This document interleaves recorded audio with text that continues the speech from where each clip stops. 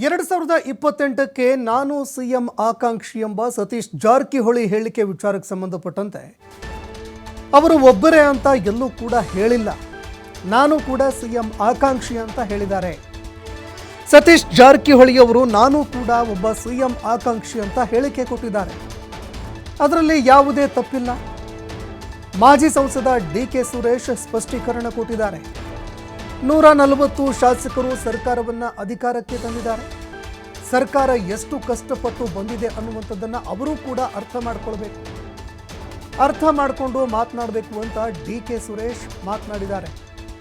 ಇನ್ನು ಅವರು ಹೇಳಿದ ಮೇಲೆ ಆಯಿತು, ನಾನೇನು ಹೇಳೋದು ಅಂತ ಡಾಕ್ಟರ್ ಜಿ ಪರಮೇಶ್ವರ್ ಅವರು ಕೂಡ ಹೇಳಿಕೆ ಕೊಟ್ಟಿದ್ದಾರೆ. ಇಲ್ಲ, ಅದನ್ನು ನಾವು ಯಾವಾಗ ಕ್ಲೇಮ್ ಮಾಡೇ ಇಲ್ಲ. ನಾವು ಒಂದು ವೇಳೆ ಅವಕಾಶ ಸಿಕ್ಕರೆ ಇಲ್ಲ ಅಂಥ ಅವಕಾಶ ಬರೋಲ್ಲ. ಇದ್ದಾರಲ್ಲ ಮುಖ್ಯಮಂತ್ರಿಗಳು ಇದ್ದಾರೆ. ಸೊ ಅವ್ರ ಮುಂದೆ ಇಲ್ಲ ಸಿಗೋ ಪ್ರಶ್ನೆ ಬರೋದಿಲ್ಲ ಅದು ಈ ಅವಧಿಗೆ ಬರೋಲ್ಲ. ನಾವು ಮುಂದಿನ ಅವಧಿ ಅಂತ ಹೇಳಿದ್ವಿ, ನೋಡೋಣ ಕಾದು. 28ರಿಗೆ ನಾವು ಟ್ರೈ ಮಾಡ್ತೀವಿ ಅಂತ ಹೇಳಿದ್ದೀವಿ. ಈ ಅವಧಿಗೆ ನಮ್ಮ ಪ್ರಶ್ನೆ ಇಲ್ಲ.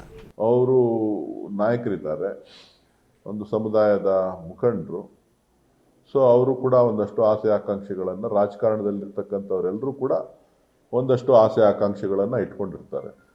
ಅವರೊಬ್ಬರೇ ಮುಖ್ಯಮಂತ್ರಿ ಆಗಬೇಕು ಅನ್ನೋ ಆಸೆ ಇರ್ತಕ್ಕಂಥವರೆಲ್ಲ ಸಾಕಷ್ಟು ಜನ ಇದ್ದಾರೆ.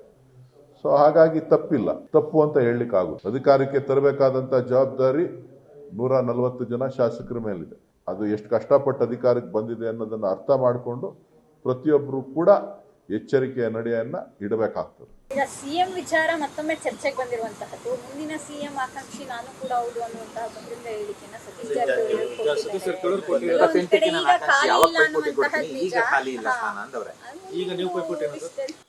ಅವ್ರು ಹೇಳಿದ್ದಾರೆ ಅಂದ್ಮೇಲೆ ಮುಗಿತು.